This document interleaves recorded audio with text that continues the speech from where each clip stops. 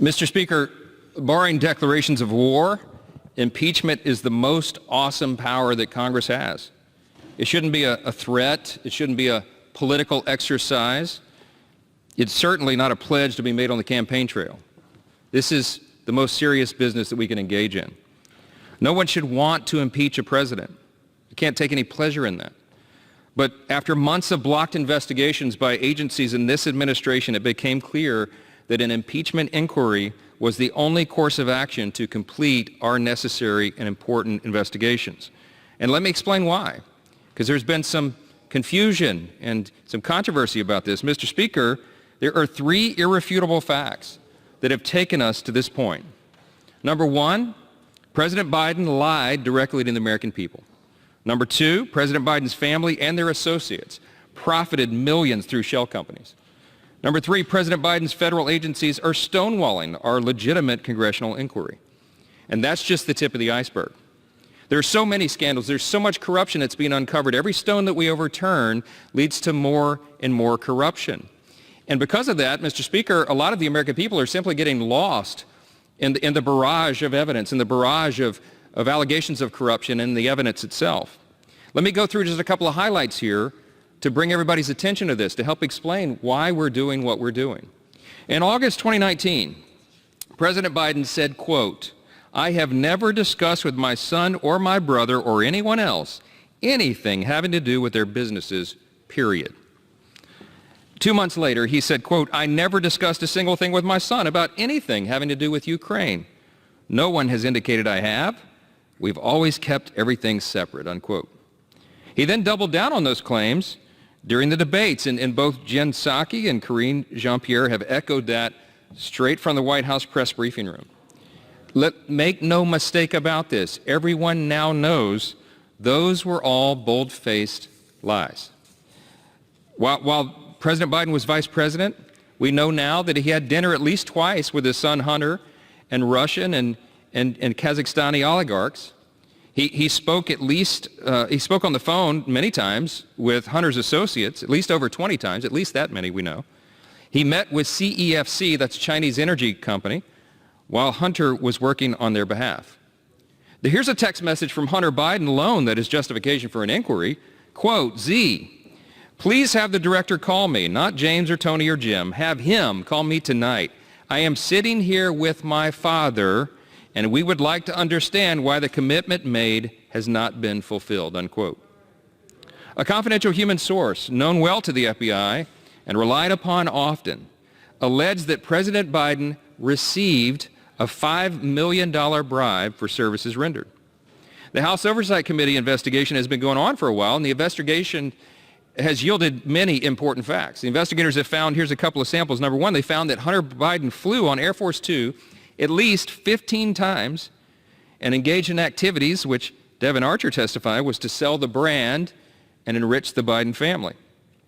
They found an email from Biden associate James Gillard which breaks down the profit agreement for a deal involving the Chinese Communist Party-linked CEFC, including, quote, 10 held by H for the big guy, unquote. They found a text message later that month from Gillard to Tony Bobulinski, which read, quote, "Don't mention Joe being involved. It's only when you are face to face. I know that you know that, but they are paranoid," unquote. This is just a sampling of what we already know. Now, this impeachment inquiry will offer House investigators greater subpoena authority to receive information from evasive federal agencies. See, we have been impeded in the collection of all this evidence because the federal agencies under the executive branch are openly, aggressively trying to protect the president.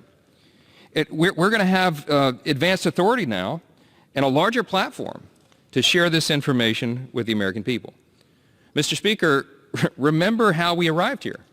When the New York Post reported the existence of the Hunter Biden laptop, now Secretary of State Anthony Blinken organized a group of 51 former intelligence officials to claim the laptop was Russian disinformation. Social media accounts were banned from sharing the story, and individuals who believed it were labeled Russian assets and conspiracy theorists. We now know that not only was the laptop not Russian disinformation, of course, it was known previously to the intel community And many of the individuals that signed that letter, they knew it was legitimate. They knew it was not Russian disinformation. They knew it came from Hunter Biden, and they hid it from the American people. And on July 4th, just a couple of months ago, the Federal District Court in the Western District of Louisiana, my home state, issued a 155-page court opinion. The state of Louisiana and the state of Missouri sued the Biden administration because they had a hunch and they knew that the White House and its agencies, including the FBI, the DOJ, other federal agencies, were engaged in a cover-up. They were censoring and silencing the viewpoints of Americans they disagreed with. They would not allow conservative speech on the social media platforms. And we know from the evidence produced in that case and listed in the 155 court opinion that issued an injunction against the White House, by the way, just on last Saturday, upheld by the U.S. Court of Appeals for the Fifth Circuit. The court points out that Elvis Chan, the FBI official in the San Francisco field office of the FBI, was meeting regularly with the big tech platforms in Silicon Valley there, regularly leading up to the election and telling them things that they had to pull off the internet, that conservative voices and social media postings that they didn't want people to see. The FBI coerced, the court said, and then coordinated with the big tech giants to make sure that on Facebook and Google and Twitter at the time and all these other platforms that you couldn't see that information. And it wasn't just the Hunter Biden laptop story. It was a lot of categories of things. It included negative information about the economy. It included people's opinions, conservatives' opinions about the efficacy of COVID vaccines and the lockdowns and how crazy that was and what they were doing to school children. All that stuff was censored. They even took down jokes about the president. If you posted parody about President Biden, or even as a candidate or when he was elected, it was pulled off the internet. It's unbelievable. It's staggering. The judge says in the judge's words in the court that this is arguably the largest and the greatest attack on free speech in U.S. history.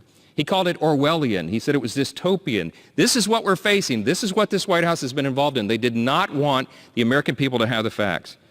And that's one of the reasons that we have to go to this next step. That's why, Mr. Speaker, we have to follow these facts where they lead. The facts are irrefutable.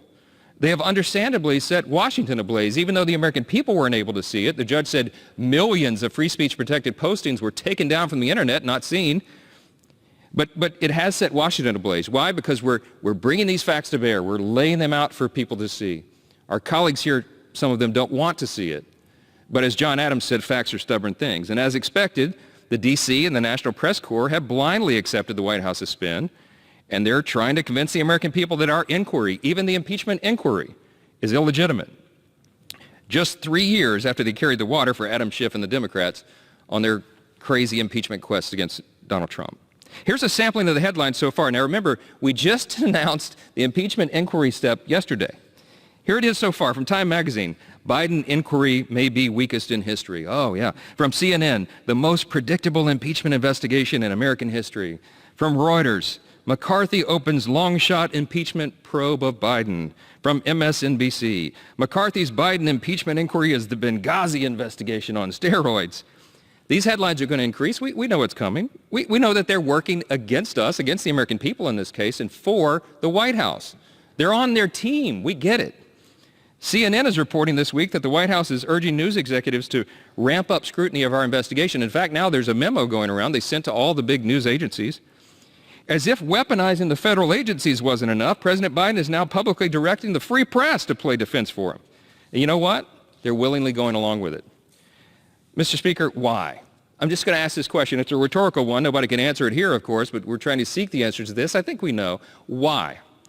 If there was no impropriety, why wouldn't the president provide congressional investigators with all the information we've requested? What do they have to hide?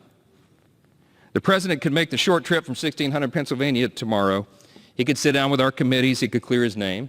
We could do that behind closed doors. We could do it very discreetly with all the protection he needs. In fact, we'd welcome it. I mean, let this be an open invitation to President Biden. I know the White House is recording all this. They're watching what we do here. Here's the open invitation. President Biden, Secretary Blinken, any of the Biden family members and associates, or anyone who seeks to clear their name. Anybody involved in this investigation at all, you can come right here. You are welcome here in Congress to our committees. We on the House Judiciary Committee, House Oversight Committee, Weaponization Committee, the Ways and Means Committee, any of them. Pick your committee, and we'll bring you in, and you can clear your name. Mr. Speaker, we would love to return our full focus to our regular and important work here. But the facts and our sworn oath to defend the Constitution require this inquiry. And I'll close this with this, and I'm going to bring up a couple of my colleagues who will share their thoughts as well. But remember that Article 1, Section 2 of the Constitution itself expressly states that the sole power of impeachment belongs here to this House. And then Article 2, Section 4 says, listen to the language carefully, it's expressly written in the Constitution. This is not political talking points. We're not making this up. It says in Article 2, Section 4 that the President shall be removed from office on impeachment for and conviction of treason, bribery, or other high crimes and misdemeanors. My friends, I just listed just a small sampling, just the tip of the iceberg of the credible allegations and the mounting evidence that shows that Joseph Biden has engaged in bribery schemes, pay-to-play schemes. This is what the evidence shows. We have to follow it. We took an oath to uphold the Constitution. The Constitution requires this action. The inquiry is the appropriate step. We have no choice to pursue the facts wherever they lead, and we will leave no stone unturned.